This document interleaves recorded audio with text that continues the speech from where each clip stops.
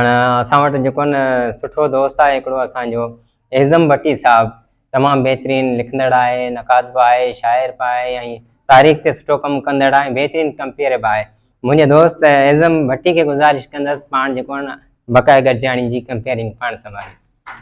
अंजुमन तरक़ी पसंद मुसन्निफ़ीन टनो मोहम्मद खान चैप्टर ऐं सिंधियत बि संगत शाख टनो मोहम्मद खान जे पारां महिराण अदबी सत सिंध जे सहकार सां नए साल जी मुनासिबत सां, नए साल जी आमिद जे हवाले सां न्यू ईयर तरही ऐं गैर तरही मुशाइरो असांजे अॼोकी मुशाइरे जी तक़रीब जंहिंमें आशिक़ गाए जे तरफ़ां तरह ॾिनल को वठे मां छॾींदसि खपाए मखियूं, ॾाढी ॾुखी तरह हुई, शायदि कुझु दोस्तनि ई लिखियो हुजे।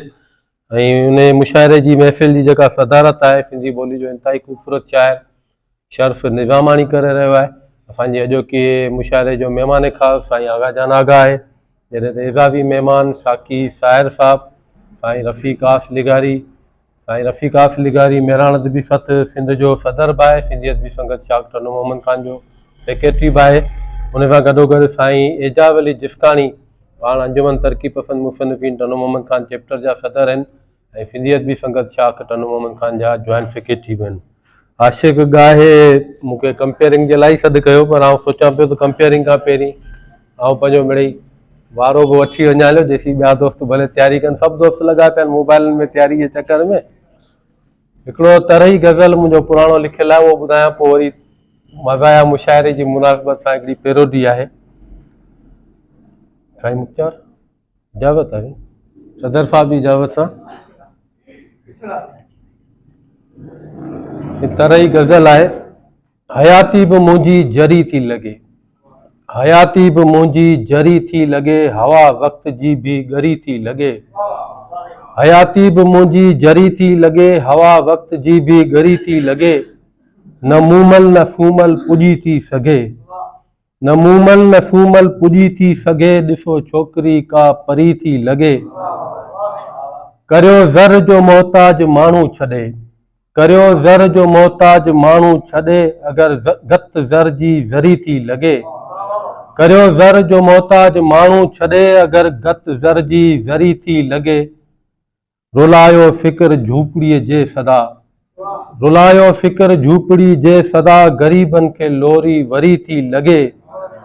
गुलनि बुलबुलनि ते चढ़ी केस वियो, गुलनि बुलबुलनि ते चढ़ी केस वियो, फिज़ा बाग़ जी बि चरी थी लॻे। हलो था हलूं सोजरनि ॾे कही, हलो था हलूं सोजरनि ॾे कही, खुलियल रोशनी जी दरी थी लॻे। अंगनि में त हुनजी उमिरि आ वॾी, अंगनि में त हुनजी उमिरि आ वॾी, अञा बि सफ़ा छोकिरी थी लॻे। पियो सोचियां हुनखे भुलिजी वञा, पियो सोचियां हुनखे भुलिजी वञा, मगर ॻाल्हि आज़म ॻरी थी लॻे। हयाती बि मुंहिंजी जरी थी लॻे, हवा वक़्त जी बि ॻरी थी लॻे। त असांजो हिकिड़ो शाइर दोस्त आहे, उन हिकिड़ो नंढिड़ो नसरी नज़म लिखियो हो। खुलियल किताब जा पना ओचितो उथलण लॻा, खुलियल किताब जा पना ओचितो उथलण लॻा, हवा जो तेज़ झोंको बग़ैर दस्तक जे दरवाज़ो खोले अंदरि घिड़ी आयो। कॾहिं हवा जियां तूं बि हलियो अचु। पोइ मूं मिड़ी पेरोडी हिकिड़ी उन जी ठाही हुई, पेरोडी नसरी नज़म विमल शर्मा जो हुयो, विसरी वियमि फिटल गरमा, इहो उनवान हो।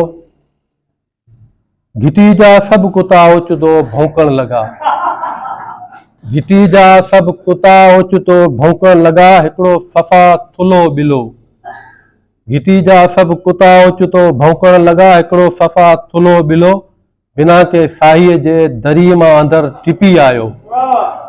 घिटी जा सभु कुता ओचितो भौंकण लॻा, हिकिड़ो सफ़ा थुलो ॿिलो, बिना के साईअ जे दरीअ मां अंदरि टिपी आयो। कॾहिं ॿिले जियां तूं बि टिपी अच। इहो भई विमल शर्मा जो नज़म हो, उनजी पेरोडी हुई। मुशाइरे जी तक़रीब खे अॻिते वधाईंदे आउं गुज़ारिश कंदुसि असांजी अॼोकी तरही ऐं गैर तरही मुशाइरे जे हिकिड़े ॿिए ख़ूबसूरत शाइर दोस्त मोहतरम विमल खेमचंद शर्मा साहब खे पाण अचनि ई पंहिंजो शेर पढ़नि। साईं तरही साईं जेका ॾिनी साईं आशिक़ साहब, उनते मिली थोड़ी तवियाज़ में कई हम हाल सारो आहे, ख़बर एतिरी कोन्हे पर तॾहिं बि पहिरियों दफ़ो कई हम। हिलाल हुजन हाथ छॾियां हा कुहाए मखियूं,